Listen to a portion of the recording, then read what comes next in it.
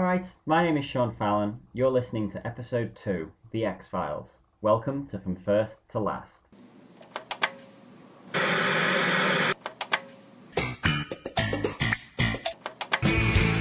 one told you. Baby, I hear the blues are calling, toss.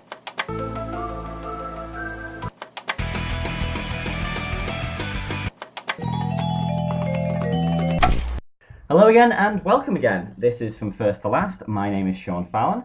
Welcome to episode 2. So, without further ado, let me introduce my guest. He's a writer, he's a memoirist, he's a future recipient of a Father of the Year award, he's a podcaster, he's the hero Gotham deserves, he's Austin Erasmus Shinn. How are you today, Austin? I'm doing good. Excellent. Okay, from first to last, we don't like to mess around. So, what TV show did you choose? No, The X-Files. Fantastic. So, first off, what is your experience with The X-Files? I actually have a very long experience, about 20 years worth of experience with the show. I first got in 1996 when it was actually originally, bizarrely enough, through a couple of the tie-in books. I got them for my birthday. I read them, which fittingly enough, the first one that I read was the novelization of the pilot episode. I read them, I devoured them, I quickly jumped to watching the show. Starting in about the fall of 1997, it became appointment viewing for me. Yeah. I just didn't miss a single episode, and that ran to the end of the series.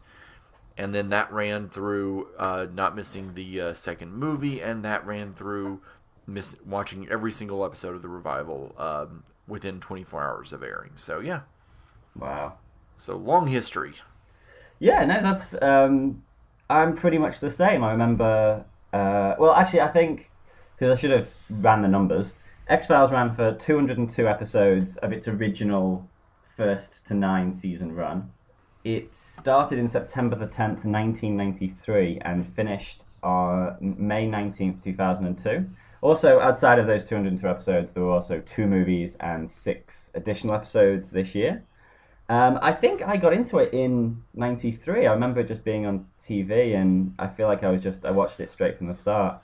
And, I just remember just watching it, and like you say, just being compulsive weekly viewing. You know, the whole household just stopped, and it was time to watch The X-Files, which is incredible for a show that which should have been so culty and, geeky and nerdy, and it ended up being like such a ridiculous crossover hit. Like it was amazing.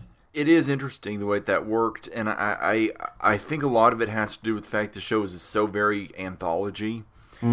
Like each individual episode, it had so many cult elements, and if every episode had been like the conspiracy elements, it would have stayed in that cult. But when you get right down to it, it was not that far removed from sort of the way that I always tried to describe it to people who haven't watched it is, it's like Law and Order Twilight Zone unit. Yeah, no, that's very good. Like, it is very much... well, actually, we'll get into this a bit later, but I do think its popularity now, if it kind of got released now, it would be very different as a show. Like, I think if they were making it now, yeah. So, let's get into the first episode. So, it aired in September 1993. It's just called Pilot. Obviously, you rewatched it recently. What did you think?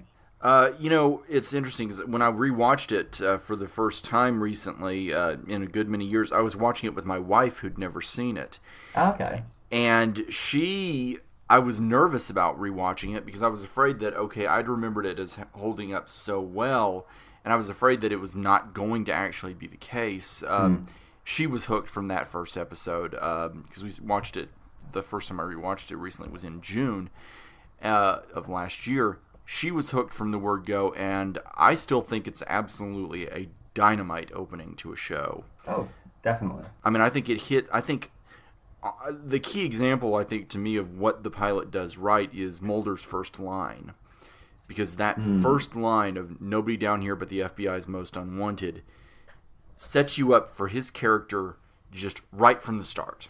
Yeah, that's it. I mean, I think definitely watching it, the thing that really stood out to me, it's perfectly formed. It is. Mm-hmm. It is that they instantly just sort of set out the the tropes of the X-Files. Like, I wrote notes of like car trips, slideshow, locals of varying helpfulness, motels having to exhume a body, a level of skepticism, just like late night people showing up, like always feeling like they're being watched and all that. And it's just all there, just straight away, just perfectly packaged, presented to you. This is the X Files. Yeah, I mean, it's one of those things, it's an amazing litmus test to show someone, because you're like, okay, if you don't like this, you're going to hate the rest of the show. Yeah, no, definitely. And that's so rare, because you watch so many pilots where the tone is off. But even little things about it, like, I mean, you mentioned the many microscopic tropes, but the attitudes everybody had towards Scully.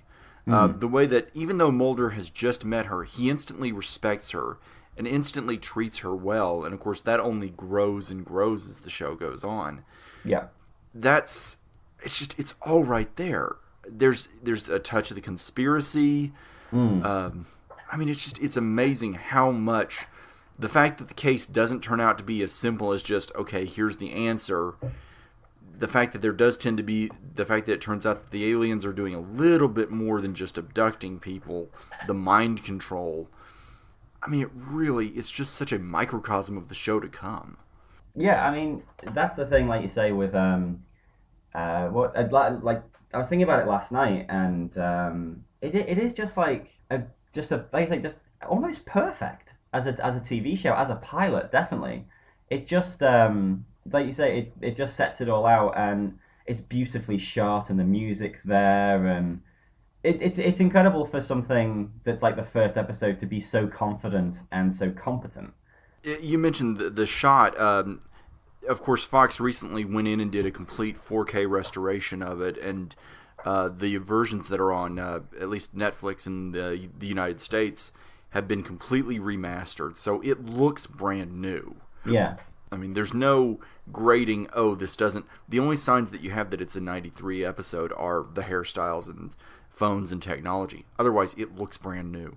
Fantastic. Well, like the whole thing you say with the hair and all that, like, when Scully first appears, she does look like, just before she's walked on, someone's just, like, thrown a giant coat on her. She always looks like she's just someone in her dad's clothes, always that weird 90s things of, like... Because she's in like a 90s power suit, but it's just like a couple. It just looks quite odd, but she's Gillian Anderson. Love Gillian Anderson. I have nothing but the highest to say about her performance on this show. I've referred to it before as the greatest performance in all of science fiction, and I really don't take that back. I don't feel like that's hyperbole. I mean, first of all, this is my favorite show, so. It's not unexpected that I'm going to point to my favorite performance on my favorite show in that way, but seriously, she gives such an amazing performance on this show, and she's great right from the start. Like, that was something that I was really afraid as I was going back through the old episodes, was would the show be gratingly sexist? Because I always had loved, in my mind, I'd always thought of that character as such a strong female character in the true sense, and no, it's not at all. She is everything I thought. Yeah, no, definitely. I mean, she is like throughout the whole show. Like I was making notes here again. It's a shame like that no one, like other than like really the X-Files, no one's ever really exploited the fact that Gillian Anderson has incredibly good comedy chops. I know. Her timing is disgraceful, and she just has that great withering look. She just looks at Mulder like he's a naughty child, and it's just that perfect look. And it always gets a laugh out of me. It does, and it is sad because she's done a lot of drama elsewhere. I have yet to watch it, but I've heard great things about The Fall. So same. I know she's been well used, but yeah, she, especially when the comedy episodes got going, they exploit that just to a T. Yeah, I mean, I think both of us have rewatched Bad Blood recently, and I've rewatched it many times actually. Yeah. It's a perfect little, like, I think, like you say, with the X-Files, you can, if someone said, I want to start watching it, which episode should I watch? You say, the first one just sets it all out for you. And if someone said, like I said to you actually a few months ago, I just want to watch a comedy episode of the X-Files, Bad Blood is top to bottom perfect. Perfect comedy episode. It's what's interesting is that episode is one of a good many written by Breaking Bad creator Yeah. Vince Gilligan. Well, I mean, I'll be talking about Breaking Bad soon, actually, but he does have that great touch for mixing tones, mixing genres. Like with the X Files, he can do very scary and he can do very funny, and he's got drama and he's got comedy. And I think to go slightly off, I think that's the big appeal of Breaking Bad. Like some of those episodes are so funny, and some of it is so pitch black dark. Well, Yeah. I know that Gilligan has never hesitated to point to his experiences there on making, what got him into shape to do that show. He's certainly never disavowed it. I think had timing worked out, I think he might have been able to get involved in the revival and might have been willing to do it, but he's just simply too busy, which is awesome. And actually, he wound up pilfering most of the cast from Breaking Bad from people he'd worked with on the X-Files, actually. Yeah, I know Bryan Cranston's in the episode Drive. Yeah, which is the entire reason he was cast on Breaking Bad, actually. Which is awesome. I just remembered something, actually, to go back to Gillian Anderson. Yeah. I read this story recently, and I had to kind of go back in time, find a source, and find out. Do you know who originally Fox wanted to cast as Scully? Who? So originally, like I think they'd seen some of the shots of Gillian Anderson in like auditions and things like that, and she was like of a kind, like the actresses they'd picked. And Fox said they wanted, quote, leggier, blondier, breastier. So at one point they'd approached Pamela Anderson to do the role. My head just exploded. Well, I read it on IMDb, and I was like, well, that's rubbish. And then started looking into it, and I found like an interview that Gillian Anderson had done, and she was the one who mentioned it. She was like, yeah, that was the original thing, and then Chris Carter sort of dug his heels in and said, I'm not making that show. And it's kind of nice to know that's one of those moments where if that had gone forward and happened, the show would have died. It wouldn't have even gotten past the pilot. Yeah, because even if Pamela Anderson had been good, it's an instant sort of, it's a stop sign for a lot of people. Because obviously it would have been incredible if Pamela Anderson had done it, been amazing, and that had been the show. But I think there's a lot of people would sit there and go like, a show about aliens starring Pamela Anderson, no thank you. This is not for me. It would have been too ridiculous. That took some... I was determined that wasn't real, but yeah, no, I sort of had a little bit of a look and a bit of research, and yeah. I've heard enough stories about the production on this show to where I don't doubt any of it. Yeah, that's it. Absolutely insane. Anything else about the first episode? I'm trying to have a look at my notes to see. Well, I mean, as I said, I definitely have to praise Duchovny for immediately setting the tone for that character. He immediately sets, okay, this is who Mulder is going to be, and that never changes through the rest of the show. I mean, he hits pretty much every note he's going to ever hit over the rest of the show in that one episode. It is such... Oh, and there is one thing that I do want to point out, though. Two, definitely, which is one of the strangest things about this show, and I think this speaks to how poorly the mythology was planned out, is the way that you've got that one extra who's just kind of standing around smoking, and then at the end he shows up and he's got a little bit of business to do. You can tell he's kind of involved with something, but you don't really know what, and you suspect he's sort of involved. You just don't really know. And then you later realize this is how the show basically... It's the equivalent of if Darth Vader had just kind of been standing around. Yeah. Like if he'd just been like emptying the bins in the background. Yeah. It's surreal is what it is, rewatching it. Well, I have a story about that as well.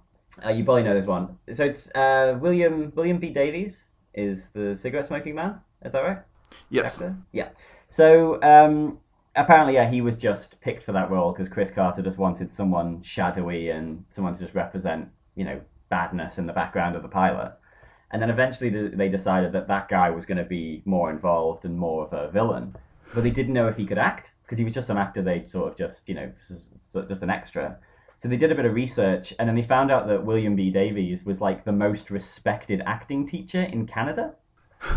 And like he had taught most of his co-stars, because obviously it was all filmed in Vancouver for the first 4 seasons or 5 seasons. First 5 seasons. First five, yeah. So a lot of his co-stars, he'd been their acting teacher, and he was like this highly respected. He was like Lee Strasberg, but in Canada. And obviously, he's fantastic. I mean, that actor great. is such an interesting villain, and I just no, I think he's just a fantastic character. Just that sort of smirking smugness of he's the ultimate "I know something you don't know." Yes, and he just really does carry that through the entire show. That he's got all the cards, yeah, but he's playing them as he chooses, and he's just so arrogant and so weaselly. And something that one of my coworkers, who's a fan of the show, pointed out is that it's kind of great that his voice doesn't quite match what you're expecting for this role, because you're so used to that very low pitched, very angry and harsh, and he's got this very light, higher pitched, very casual voice. Well, he's very grandfatherly. Very. I always find you can imagine, if his job in the past has been to lure people into a conspiracy, you kind of listen when he talks. Yeah. He's like, oh, okay, this guy seems quite. Oh, who's this dude? He's a bit old, and he's super friendly, and he's got this sort of laughing voice. I'd like to hear what he has to say, and that's how you end up, getting caught in a 50-year world domination alien conspiracy. Yeah, exactly. It's a nice touch, and yeah, he's great. I have to hesitate on how much I want to say about the revival, but No, you can go for it. It's not a spoiler to say that he does have a few scenes in the revival, and they're great. Okay. He's still absolutely on his game. So yeah. Fantastic. Okay, so let's go into the last episode, which aired May 19th, 2002, and was called The Truth. What do you think of this episode? I have about the opposite opinion of this episode that I have of the first episode. I think as a finale for the show, this is not a good finale. It is not. It is straight up bullshit. Yeah, it is. This is a clambering train wreck. I know everyone always likes to point to the Seinfeld finale as an example of a finale that cheats the audience. Yeah. I don't agree, actually. I actually quite like the Seinfeld finale. I like the Seinfeld finale. I think it's great, but we'll come to that later. Yeah, but this is when you. I think it says everything that this was such an unsatisfying finale that we've had to have 8 more hours after it, just to clean up the pieces. Part of the problem, of course, is that the show didn't choose the correct ending. No. There were multiple points in the show's history that they could have closed out on. There was even an episode the year before that could have been a perfectly satisfying, fulfilling finale. Yeah. The previous season finale. This is not satisfying. This is kind of an example of showing how far the show had fallen, frankly. Although I actually liked the last 2 seasons a lot more than most people. But, I mean, it's a mess because mostly it's trying to explain the conspiracy in ways that make no sense. I mean, it's just an exposition dump is really what this episode is. Yeah, well, it's almost like a clip show. Mm-hmm. I remember watching it, because with the X-Files, I stopped watching it weekly by about the time Doggett came in. I had no problem with Doggett, but I think it was just by the time that happened, I don't know, I'd discovered Girls or something, so I'd stopped watching it. And then when I went to university, I had a girlfriend there who had them all, like the entire show, she brought it with her, all on VHS. So we would just always be watching them, just in random orders. A tape would go in, it'd be the host. Another tape would go in, it'd be something with, Reyes and Burt Reynolds or whatever. And then eventually, I watched the finale then. And, I mean, it was good in the sense of it caught me up. I was like, oh yeah, this is the conspiracy, so on, so on, so on. And you're like, okay, so what's going to happen next? And the answer is nothing. Just nothing at all. Yeah, because that's just it. What this finale does set up as happening next, nothing ever comes of it. No. I mean, the whole idea of it that Mulder is going to be on the run is literally handled in 2 lines in the second movie. Like, they brush over it so quickly, it's a farce. Yeah, I mean, I was thinking about this yesterday, and it it feels as though, you know, when you watch a good finale and the idea is like the whole season is built up and built up and built up, and all your exposition and all that stuff is done by like the penultimate episode. Like you've tied off a lot of loose ends. All you've got is each episode you're putting up the dominoes. Final episode you can just give them a good send them off, and the last episode is all that. The last episode we talked to Diego about the Buffy one, and that was like setting up the idea of like they're gonna have this big fight. So they put all the pieces in place, and the last episode is just right. We're gonna have this big fight now. They have the fight, and it ends. The episode is like an hour long. Feels like it's about 5 minutes because it's just forward momentum. It is. Whereas, Buffy is a phenomenal finale.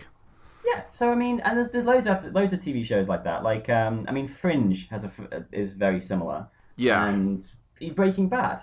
You know, Breaking Bad builds and builds and builds, and the last episode is just right. We're closing all the doors. So I was just thinking, like, I feel like this episode is like the penultimate episode, and there was supposed to be another episode after it, which sort of starts like 20 years later. You know, and the aliens have taken over the Earth. Mulder and Scully are running some sort of underground resistance, and you get just this mad episode about, you know, and in the end, like William is the alien messiah or whatever.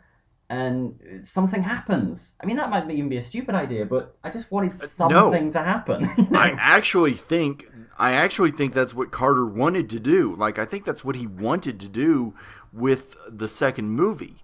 And because I know for a fact that he did pitch something to that effect, you know, some kind of big epic movie to Fox, and they said no. They point blank said, yeah, we want you to do a case file for the second movie. And it really does show that, and of course it's worth noting that everything that this sets up, all right, the whole 2012 thing and all that, none of this matters for the revival. Literally, all of it gets wiped away. All of it gets... I mean, honestly, all of the conspiracy got retconned in the revival, which actually I didn't mind. I actually thought they did a really good job with that. Okay. But this episode, you're right. It feels like it's setting up that big, grand 20 years later story, which I would have loved to have seen. Yeah. And which I really do think probably, because I've actually read interviews that I kind of implied that Carter did have something to that effect. Maybe not that exact form, but he had some bigger, grander idea, and then Fox stepped in and said, "No, we're not interested." Yeah. In no small part because the first movie was so conspiracy theory themed, and that kind of hurt the box office a little bit. That's it. I mean, it's just such a shame because the show goes out with such a whimper.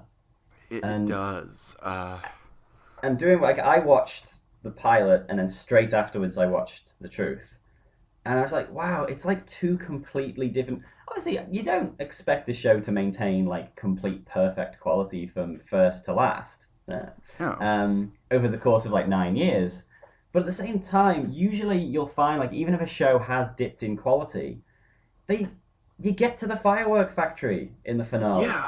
You know, it's sort of like, well, all bets are off now because it doesn't matter. So we can kill off characters and we can go wild and let's just do it.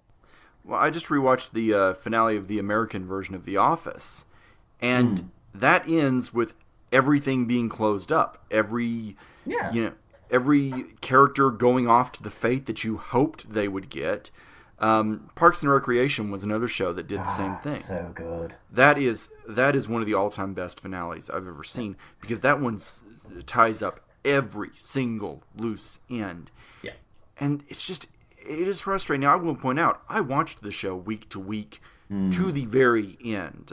I was in high school. I didn't have anything else to do. I watched it to the very end, and because actually it occurs to me the finale, that was my sophomore year of that was my junior year of high school. It just wasn't a satisfying conclusion in that light. Because, as I said, I had been watching it. I had been riding the momentum. I think part of the problem, too, is that Duchovny wasn't in the 9th season at all until that last episode. Yeah. So when he comes back, pretty much everything the show has been doing, they have to, at the same time, accommodate him and still try and tie up stuff his character had nothing to do with. Yeah, I've got. Well, I was a bit pissed off because, like I said, I knew he'd left at the end of the 8th and then just come back, but still gets top billing. You know, Gillian Anderson's been carrying the show for a year. He comes back and it's like, no, David, it's the David Duchovny show now. That was Come on, pathetic. man. That was That's not pathetic. cool. He should have been special guest star. Yeah, that's it. Like you say, it's such a. I don't know. I was just watching it and I described it as just being airless. Like there's just, they're in a. It's a final episode of a long-running cult show, and a majority of it is in one room during a, like you say, an info dump lawsuit. You're just like, what's an alien's going to attack? Is this going to happen? Something needs to, like you say, I just. What is this for a final episode? The closest thing they come is they seem to kill off cigarette smoking man for good with what looks like a pretty final death that there's no way he could come back from. Yeah. He's in the revival. Yeah, that's it. I mean, I think it's such a weird thing with, like you say, like having 8 more hours to finish the show. Because people do love the show. It is like, it's in the rock bed of our culture. You know, if something weird happens, you go, you do the music. It's like, for my parents, they would have done, when they were growing up, the Twilight Zone music. And for us, and I think for generations after us until something replaces it, the X-Files music and the X-Files idea will transcend the show and just be something weird. But it's that sort of thing of like, it's like in the culture and all that, but they just can't finish it right. And they still can't. No. I was very happy with the revival, but even it feels like at the end, like, okay, like I'll say this, the last episode of the revival feels a lot closer to what I'm asking for in this, in that they do start to pull a lot of cards and they do start to say, okay, this is finally happening. A lot of stuff that's been off the table finally, happens. Yeah. And then it ends on a cliffhanger. And you're like, and this is Carter's problem, is I think he is just utterly unable to finish his story. Yeah. And I'm honestly, the show only needs an hour or so more to finish up. I've heard apparently that there may have been plans to try and do that, and they just couldn't get the scheduling right. Yeah. It needs closure. We just need that one more hour to close it up for good, but I don't know. He does have that problem. I mean, as I said, I don't know. Carter honestly rivals George Lucas for the most hated creator by his own fan base. Very much so, yeah. And I don't know that that's completely fair or unfair, to be honest. I'm of mixed opinion about that. I think the thing is as well, like, because the show is built on this sort of unknowable idea, of who the villains are and how much power they have and stuff like that. But then it is built on that, and you think, okay, yeah, so that would make it hard to finish the show. But one thing I noticed watching The Truth, everyone knows all the conspiracy stuff now. You know, Skinner's like, oh, they've got him imprisoned in this mountain base. Apparently that's where our shadow government is. Like, what? If you know about this... Like, one thing I was thinking, like, during the trial, the prosecution lawyer, if he's just some random lawyer, he's learnt some shit today, He's going home to his wife like, honey, I had the weirdest day, Yeah, the show doesn't ever stop to think about that. No, it's like everyone just knows everything. Like, I just found that really strange, like, because when I was watching it from the start, I hated all the conspiracy stuff. Like, it's really odd because now when I watch a TV show, I need it to be serialized. I need it to be week by week, one story with like little side plots. Whereas when I was watching The X-Files, when I was a kid, because I started watching it when I was 10 years old or 9 years old, I just wanted the episodes where it was a monster. Beginning, middle, and end. Oh, this monster's eating people in the sewer. Let's find it. We found it. We've killed it. Done. And I loved all that. Whereas, I think Oh, I lost my train of thought there. Oh yeah, sorry. So yeah, so it's very those episodes didn't really interest me, and I've completely forgot what I was going to say. So I completely lost my train of thought. I kind of felt the same way though, and I think that the reason that we've had better serialization is a result of people watching how, by their own admission, the creators of this show were just making it up as they went along. Yeah. Nowadays, you can't do that. You cannot get away with just flying by the seat of your pants. Okay, well here's what we're going to come up with for the mythology for this. You have to have an end game in plan. You have to have that, and I really think the reason that shows have started doing that and doing it better is because they watched this show do that. I also think one of the things that's really changing things is this is a show that ran 22 episodes a season.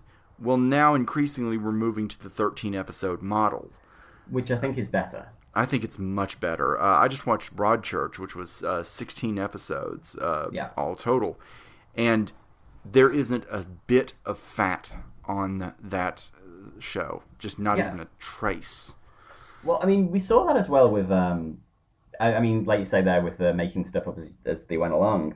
The same with Lost. Like, once Lost had sort of, the first season, everyone was like, oh yeah, this is cool and all these mysteries. And then it clearly became that they were just being weird for the sake of weird. And that show, having a 22 episode season, was like fat for days.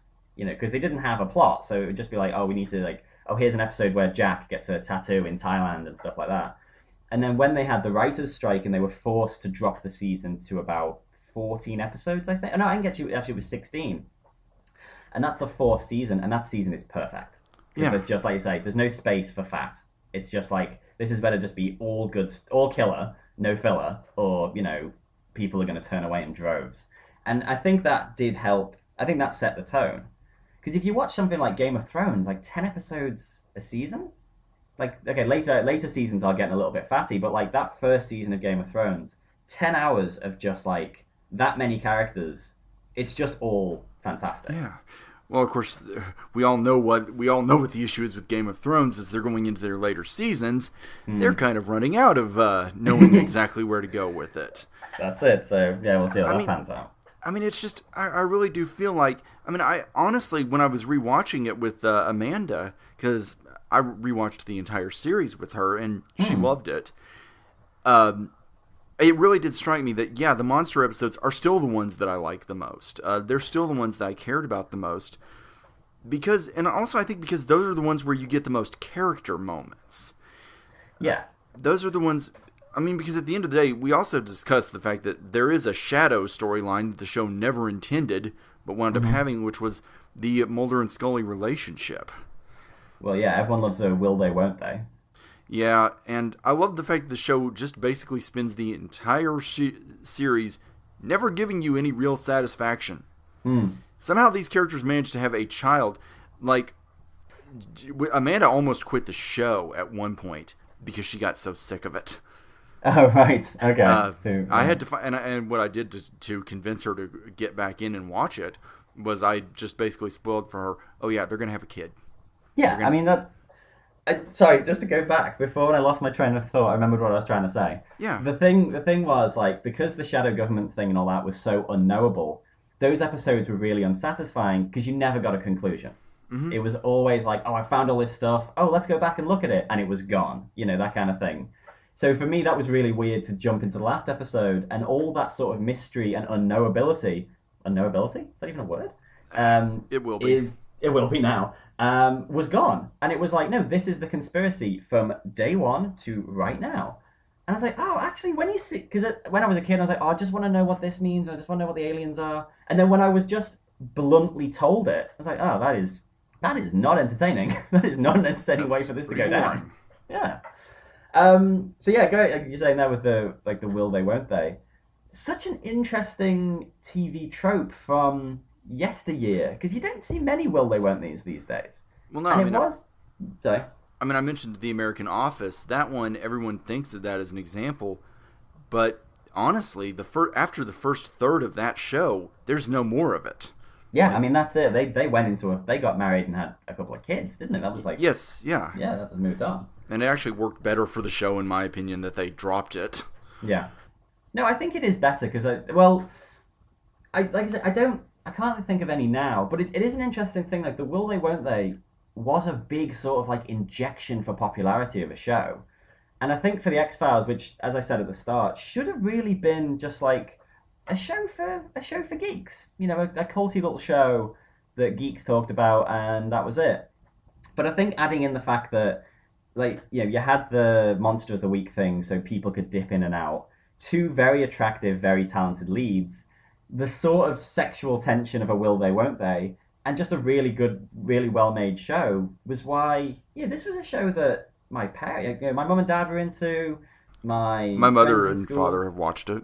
Yeah, it's just such a. And actually, the comparison probably is Game of Thrones. Like, Game of Thrones should not be as popular as it is, considering its, content and its genre and all that.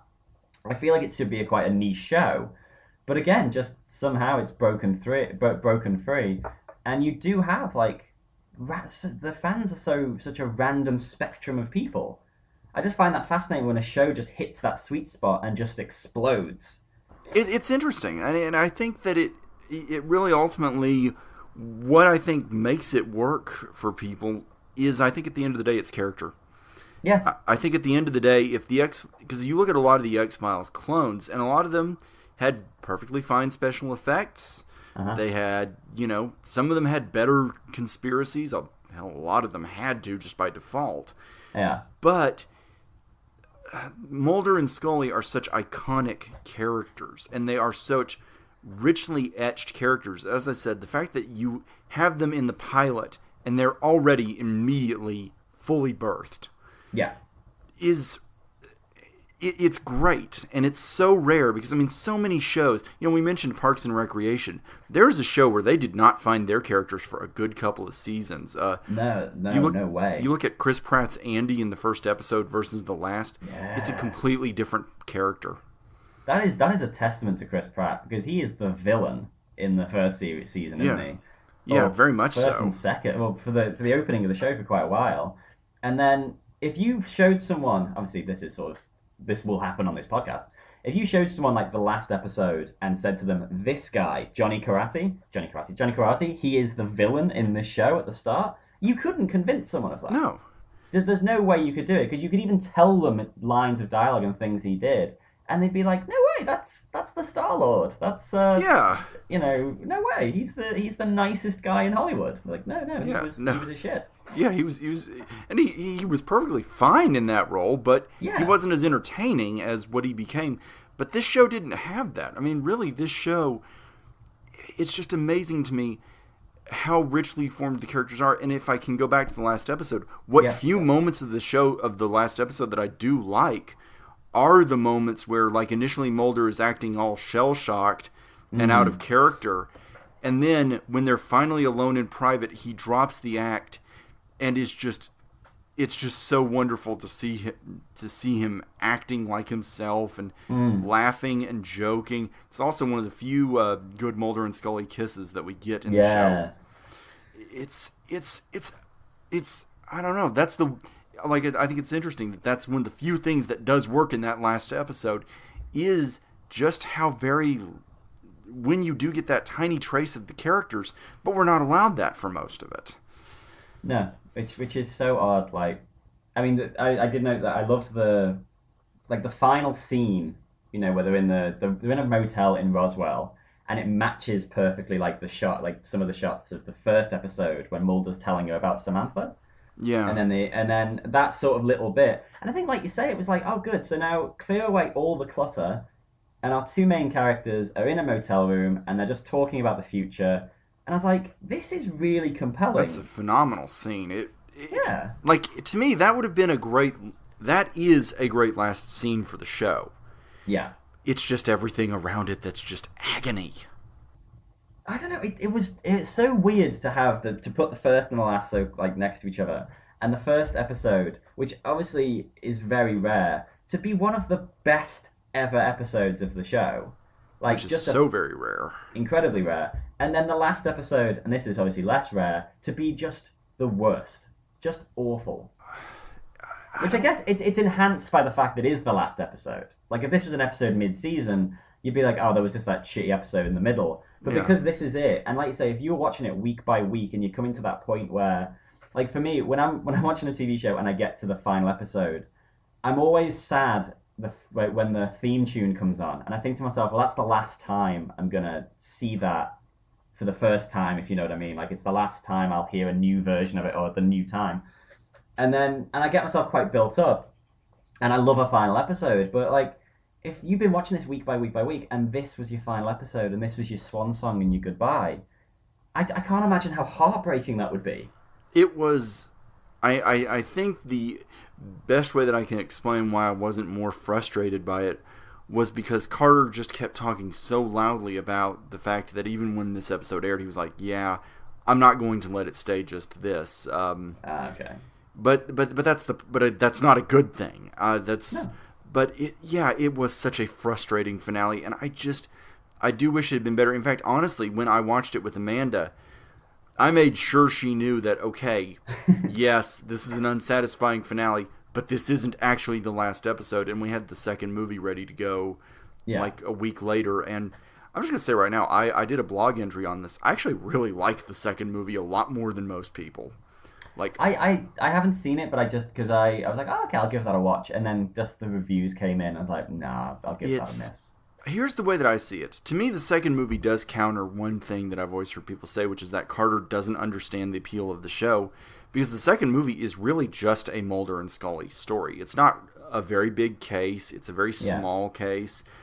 It's not a big-scale story, but it really is just about these two people and about where do they stand after all these years of this work. How has it worn them down? How has it affected them? How has it broken them? And I think that's a really fascinating idea for a movie to step in and go, okay, where would these characters logically be after all of these years, after all of this fatigue and, horrible things have happened to them? Where would they be in a quiet moment late in their lives? And it is quite effective, actually. It's worth watching for Duchovny and Anderson's performances because they're both great in it. So that's why I recommend it, is that. That is an interesting concept, like you say, because the shit they've seen and the unknowability of their work, it is, you would just get to a point, wouldn't you, where you'd just be like, oh, I cannot be arsed. I can't do this anymore. I've seen too much horrible stuff. I've run up against the same walls. I've got to just walk away, And that's the idea of the movie, is that they have walked away, and that something happens to bring them back in for just even a moment, and it's just they're tired. The revival also plays with this quite well, and the strongest points of it deal with that idea. I am going to watch the revival. I just sort of, I don't know. I think I was still a little bit gun shy after the final episode of the show. I like it a lot more than most people. I'll say that. I like it a lot more than most people. Okay. Right. Anything else about the final episode? Any last points? Any little scenes or anything? Oh, I did write. What was my note? The cigarette smoking man shows up and instantly classes the place right the fuck up. Yes, he does. He does. His last scene is so great, and it really would have been a perfect final moment for him, and it would have been a perfect final death, because, let's face it, there was no way he was walking away from that. Yeah. And he still walks away from it. I mean, I do like that image of him in the cave with all the white hair and the big grandfatherly smile, and he's smoking through a hole in his neck. And like, wow, that's... there's not much to like about that last episode, but that is perfect. And thankfully they do keep that in the revival. And they do actually... I mean, it's not that they ignore that this scene happened. They just explain that he was only severely badly burned, and that he does, he is established to have had some damage from it, and it did nearly kill him, but he's just too hard to die. And I don't know, Independence Day 2 is about to do the same thing with the character that obviously died, but they're doing the same thing where it's like, well, he was only mostly dead. And, okay. Which character? Brent Spiner's character, the Area 51. Yeah. He's totally dead. Yeah, he was very clearly dead. He's back in the sequel. I don't know. It's a movie about It's a movie about an alien invasion of Earth. I'm gonna let them have it. True. I mean, that's it. You can't. Yeah. You can't, I am can't looking really forward to argue that with one quite a bit, to be honest. I don't know. I'm not a big Independence Day fan, but I'll probably Nostalgia. I'm allowed Yeah. some nostalgia. I was 12 when it came out. Yeah, I can't remember how old I was, but yeah. Okay, so now I guess we really talked about this because usually I sort of say, how do you feel comparing, say, the first to the last? Like how differences or similarities or sort of the course of the show. You know what I mean? Like Yeah. what's the line between the first and the last? Do you think? I mean, obviously we just ripped shit through the finale, but in terms of say the first and last, do you still feel like it's the same show? If that makes any sense. Weirdly enough, as much as the finale gets so much wrong, I feel like it is because I feel like because as I said, those few character moments where the characters are allowed to actually be themselves are right. And look, if it's a convoluted mess of an episode, that only means that it's accurately reflecting a good number of episodes of the show. To be honest, Yeah, yeah, that's true. I wish it had been a stronger one. As I said, but it is still fundamentally the same show. It's, as I said, this is a strange case because it's a rare case where the first episode actually did reflect. Because y'all were talking about how Buffy got some of the tone just wasn't at all spot on. Since the first episode of the show really did set the tone so beautifully, I don't know. Yeah, the finale still does feel like the show. It just doesn't reflect the parts of the show that I wish it had reflected. Yeah, no, that's very true. I mean, it is still the same thing. It's just not. It's just not good. Now, again, another one that's quite tough to do. With the X-Files, obviously, with a lot of shows, done is done. You know, you get your final episode and it's over. With the X-Files, we've seen 2 movies, a revival, a comic book sequel, Which I've read all of. and now they've announced prequel novels, haven't they, of Yes. Mulder and Scully as teenagers. Which I'm actually looking forward to reading. I actually read a short story in the recent prose anthology. I mean, I want to stress, there isn't a piece of X-Files media that I haven't consumed in some way. Yeah. I've read all the comics. I've read all the novels. IDW did 2 prose anthologies. I've read both of them. And the Mulder as a teenager, I read a short story from that writer dealing with the same matter. Based on that story, I think it's going to be I think the Mulder book at least is going to be great. And Jonathan Mayberry, who's doing the Scully one, is a talented writer himself. So I have very high hopes for these. I think it's fascinating. I think it's going to be a very, very interesting way of revisiting the show. I mean, what do you think it is about the X-Files that will not die? Why is it constantly being brought back? Very, very, very easy for me to say. It's the characters. Yeah. It really, for me, because again, there have been, and that's the thing, to go to the penultimate episode of this show, which did kind of deal with this in a meta way, dealing with someone who was a huge fan of a show and who lived in that world. Have you seen that episode, the one with the guy who was a huge Brady Bunch fan? Oh, yes. Yes, which was actually by Vince Gilligan, wrote and directed that episode, which is kind of a brilliant meta finale for the show, dealing with the idea of how do fans process it. At the end, in that episode, they even stop and go, okay, well, why this show? Well, why for this show? It really does come back to characters. At the end of the day, we love these characters. We love these people. And the fact that Duchovny and Anderson remain just great in the roles. Really, the revival is worth watching just to see them back in these roles, which they're still very good in. It's the characters. We like these people, and we just like spending time with them. Yeah. No, I can definitely agree with that. I mean, like you say, there have been other attempts at the same format. Like I remember Dark Skies. Yeah, that was around the same time. I'm a huge fan of Fringe. Fringe is great. Fringe is the show I would definitely call the heir apparent.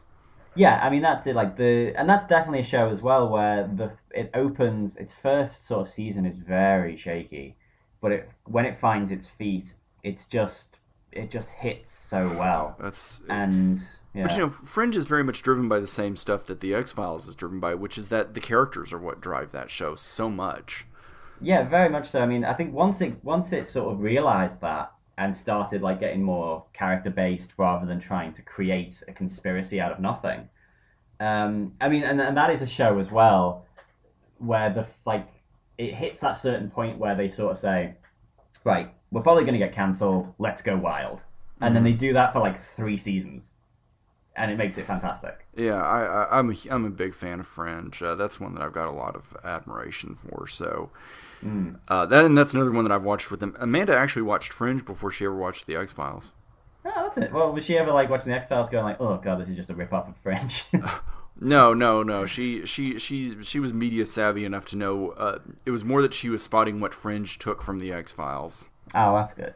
Yeah. Well, I mean, I think Fringe will always place in my heart because of my eternal love for John Noble, who is just like that's just unstoppable. he never got even the slightest bit of Emmy nominations. No. Which, by the way, I should point out, given how many shows like this don't ever get any recognition from the Emmys, the fact that Anderson did win an Emmy in the show's 4th season is very well deserved. She did win an Emmy for Best Lead Actress in a Drama in the 4th season.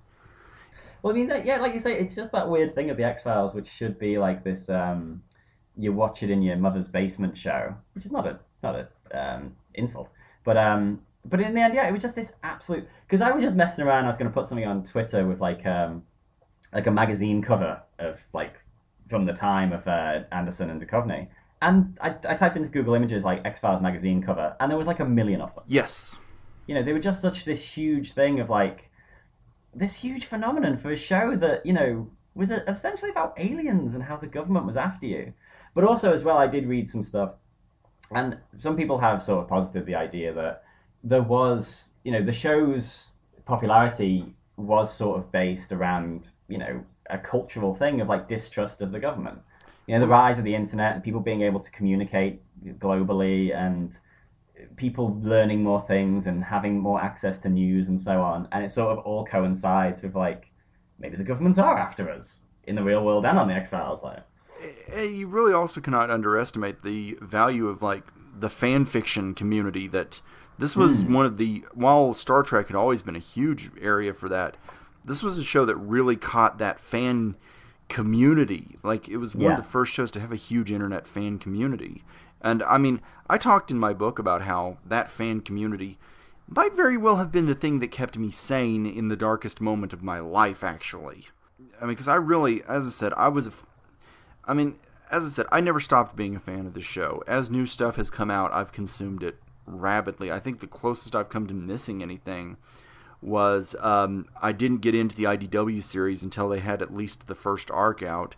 And then once the first arc it came out, which I actually got during my bachelor party, I lived it up. I purchased that at a comic shop while I was with my brother at that time. And then and then from there I started reading it monthly. And they actually just concluded the series today. So, like you said, I remember at the time, same. I had all the comics, I had the books, I had T-shirts, I had the terrible video game. Best not to think about that. Yeah, that's it. I remember being like young and wanting a trench coat because that's what Mulder wore. But obviously being like, 12 years old, and I think if I had a trench coat when I was 12 years old, I don't think I would have made many friends.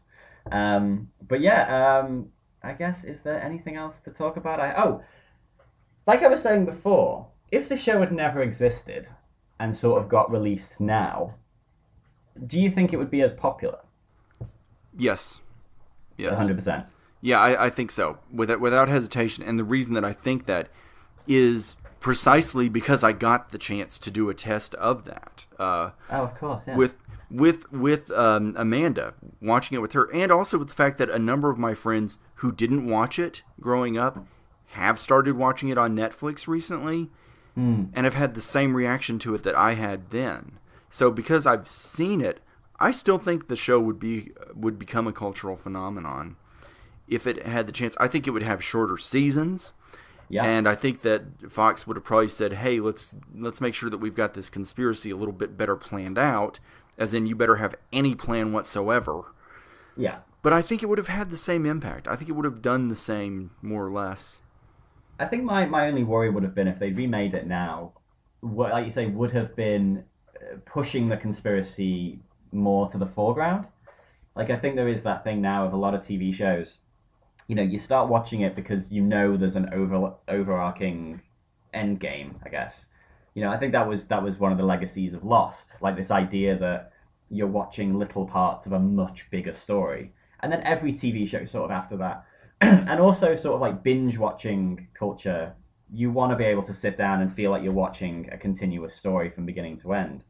Which I think, I don't know if it would harm the X-Files, but the X-Files for me was always the idea of it being like a book of short stories. You kind of can pick it up at any point and say, Bad Blood. You just have this one continuous beginning, middle, end. I think that might actually set it apart in the modern age, though, and I think that might actually be something that would help it. Because sometimes you don't have the time to sit down and go, okay, I'm going to do 8 hours of Game of Thrones. Yeah, true.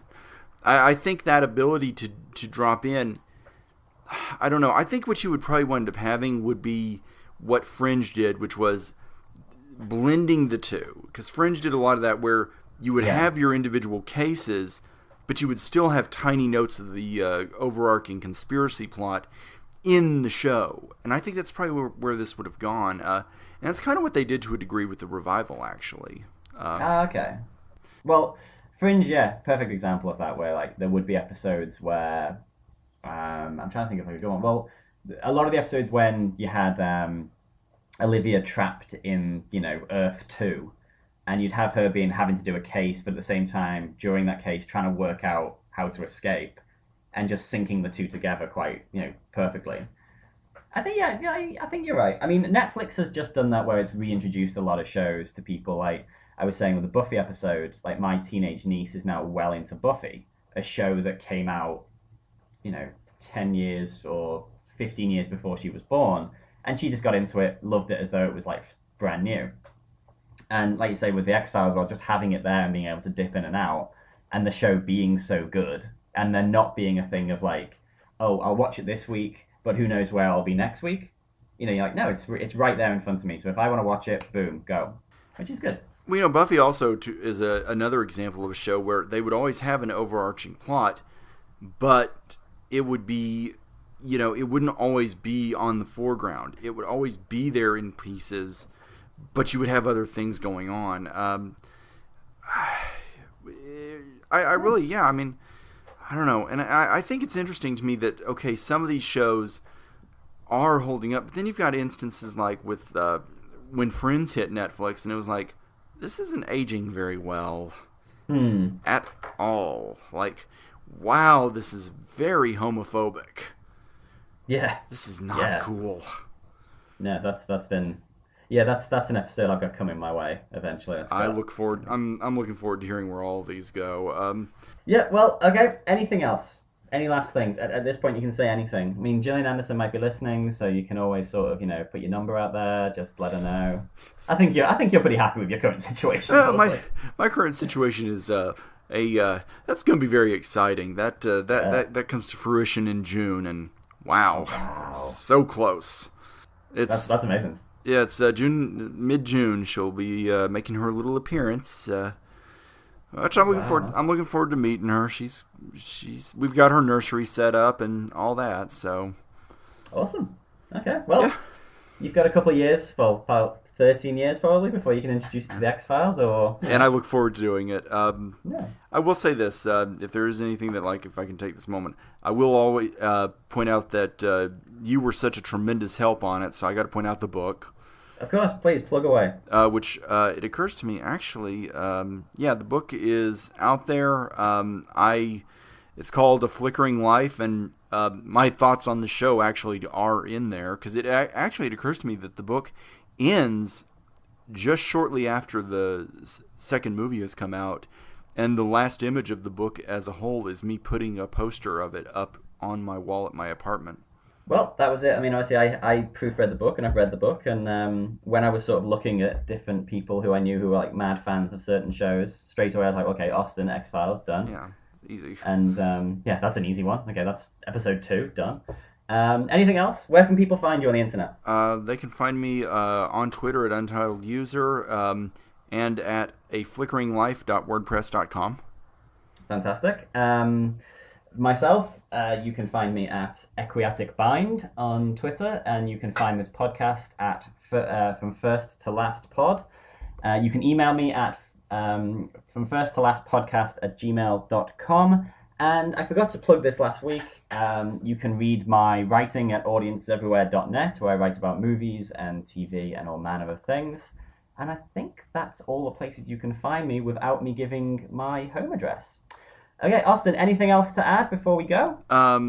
Really, that's it. I've had a great time. Thanks for having me on. Had a real blast doing this. Thank you for getting up so early to do this. My schedule required you to get up very early. It's fine. I've got a big window in front of me, and I've just watched the sunrise, so it's been very, very cool. What's very funny cool is morning. it's the opposite going on here. This time difference thing is going to kill me. I need more Australian guests. You do. But no, I've had a great time, and look forward to listening to the future episodes. Fantastic. Okay, well, thanks for coming on, Austin. And this has been From First to Last. I've been Sean Fallon. Goodbye.